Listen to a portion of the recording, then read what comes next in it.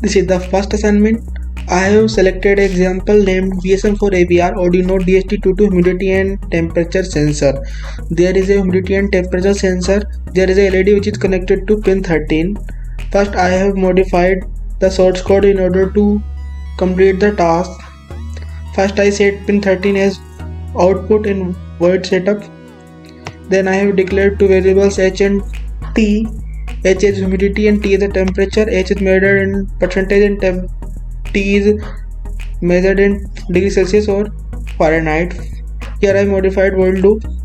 The first conditional statement says that if temperature is less than 15 degrees Celsius and humidity is less than 25%, then LED will blink for 1 second and rest off till the data is updated by the virtual terminal. And the second conditional statement says that temperature is less than 15 degrees Celsius and humidity is greater than 60%, then LED will blink for 0.5 second and rest will off.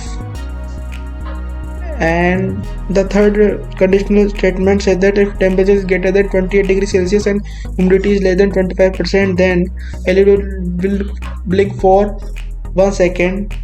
And the fourth statement says that if temperature is greater than and equal to 28 degrees Celsius and humidity is greater than 60%, then LED will blink for 0.5 second.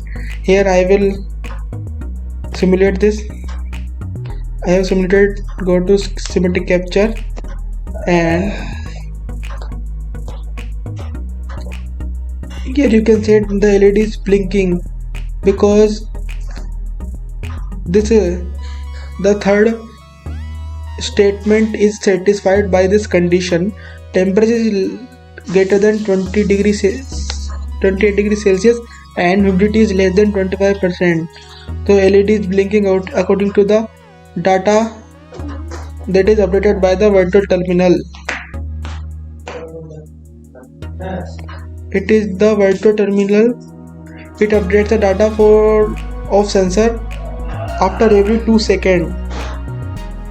And then this is second assignment. I have selected the example named Arduino RGB common cathode LED to generate a continuous wave at a digital pin 13, and I will observe signal using the oscilloscope connected to void.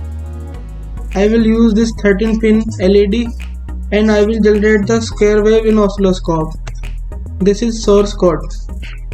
I have declared 13 pin as an output, and these are the different parts of the wave. The first part of the wave I have declared 500 millisecond as on time and 1000 millisecond as off time. For the second part of wave I have declared 250 millisecond for on time and 500 millisecond as off time. For the third part of wave I have declared 200 millisecond for on time and 4000 millisecond for off time. I will simulate this. This is the oscilloscope and I have connected the output to channel D. We are generating DC wave, so it has only two values, 1 and 0. There are three parts of the wave. This is 4000 millisecond of time, and this is 500 millisecond on time, and this is 250 millisecond on time, and this is 4000 millisecond on time off time.